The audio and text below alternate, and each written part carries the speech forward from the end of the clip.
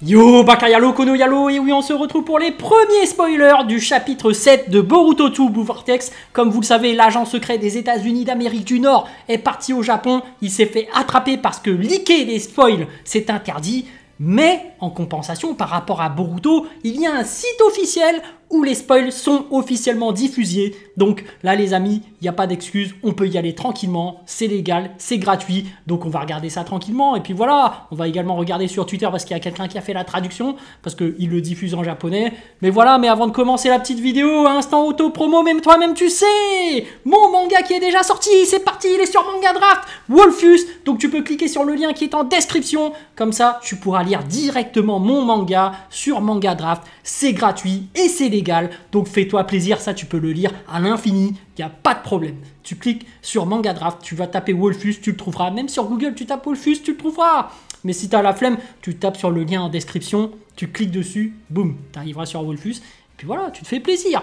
Mais en attendant, vous êtes là exprès pour regarder le fameux spoiler de Boruto 2 Blue Vortex chapitre 7. Donc les amis, c'est parti, on va se regarder ça tranquillement. Alors, il nous précise que c'est juste une page qui est dans le chapitre, mais on ne sait pas où est-ce qu'elle est. Donc c'est le début, la fin, le milieu, on ne sait pas trop c'est où. Mais bon, on va regarder ça tranquillement. Donc c'est parti les amis, hop. On se met sur le côté comme d'habitude. Donc bientôt disponible, voici une page du chapitre 7 de Boruto 2 Blue Vortex provenant du V-Jump de ce mois-ci. Donc la partie 1. Donc voilà les amis, bien évidemment, je vais créditer la source. Donc vous aurez le lien pour aller directement voir de la source, parce que c'est important de créditer ce que font les artistes finalement. Donc le site officiel et ceux qui se sont chargés de la traduction, je mettrai les liens dans la description. Et je sais qu'il y a d'autres youtubeurs, bon on va name drop parce qu'il est connu, le Mont Corvo qui apparemment d'après Ken Boon ne crédite pas les gens, ou du moins les crédite 30 minutes et après bah, il les retire. Il y a pas mal d'artistes qui se sont plaints d'eux. Donc les amis, ils font ce qu'ils veulent. Je ne suis pas là pour faire les chevaliers blancs, mais nous, du moins, on va créditer. Voilà. Et si on le rate, bah, n'hésitez pas à me le dire parce que nous, on le remet tout de suite. Donc voilà, on est réglo ici. On veut mettre en avant les artistes qui font des dessins, évidemment, et ceux qui font du travail de la traduction, etc. Mais bref, on est là pour regarder la première page, du moins une page, on ne sait pas laquelle, du chapitre 7 de Boruto 2 Blue Vortex. Donc on sait très bien que Mitsuki était enragé, qu'il était normalement sur le point de se battre contre Boruto.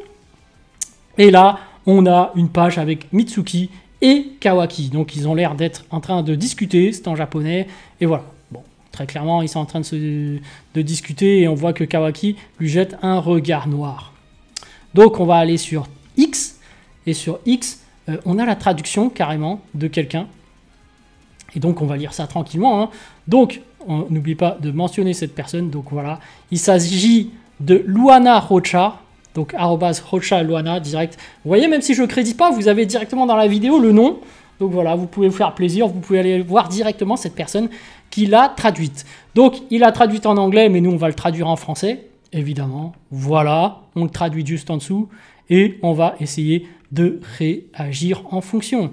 Donc il dit « Spoiler pour Boruto chapitre 7 ». Alors traduction. « Tant qu'il y aura un soleil comme toi, cela m'éclaire, moi aussi je brillerai ».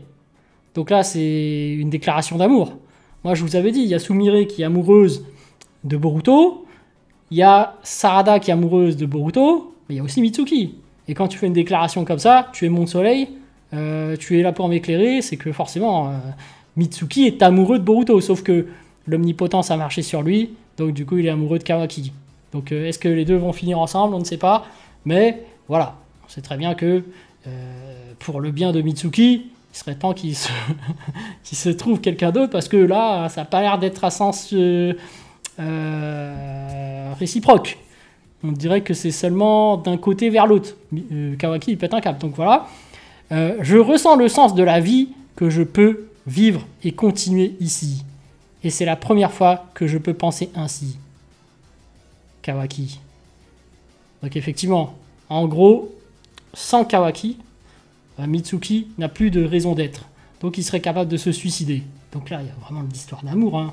Là, c'est vraiment Mitsuki qui est amoureux de Kawaki. À la base, il était amoureux de Boruto. Donc moi, je le dis. Après, il va découvrir qu'en fait, Boruto, c'est Boruto. Donc peut-être que les deux vont finir ensemble, parce que là on dit tous que... non, je déconne. Tu imagines? À la fin, Mitsuki dit, mais en fait, je suis une femme. Ça peut marcher aussi. Tu vois, parce qu'on dit, voilà, il y a ces deux hommes. Et Boruto ne s'est pas exprimé. Ça se trouve, Boruto va dire, en fait, moi, je suis homosexuel. Donc, ça se trouve, ils vont finir ensemble avec Mitsuki.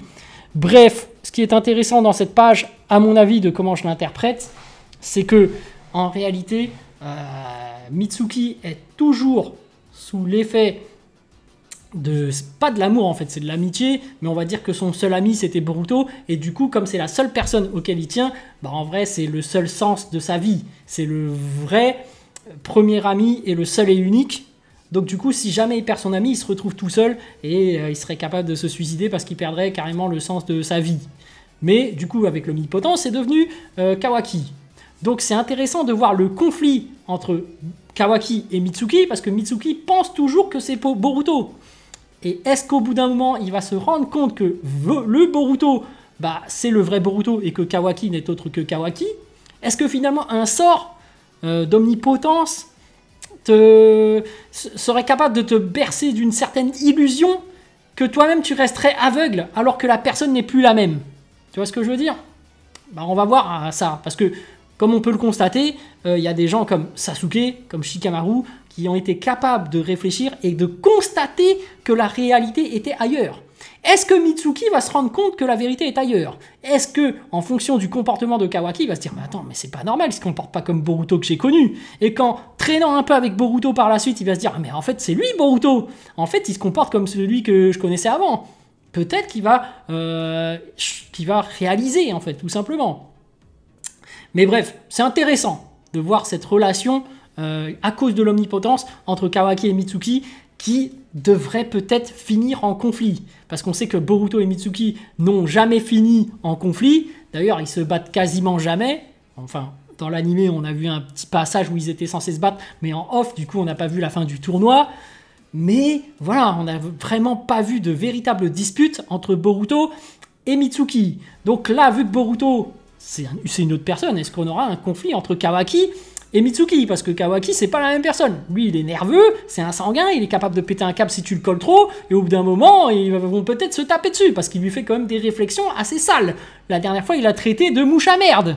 Donc moi, ça m'aurait pas plu. Tu te dis, c'est mon soleil, je tiens à toi, etc. Et parfois, quand tu tiens vraiment à quelqu'un, tu te rends compte au bout d'un moment que des fois, il est capable de changer, parce qu'on change quand même avec le temps. Et c'est à ce moment-là, quand même, que tu commences à t'éloigner. Tu ne restes pas indéfiniment lié à une personne si la personne change.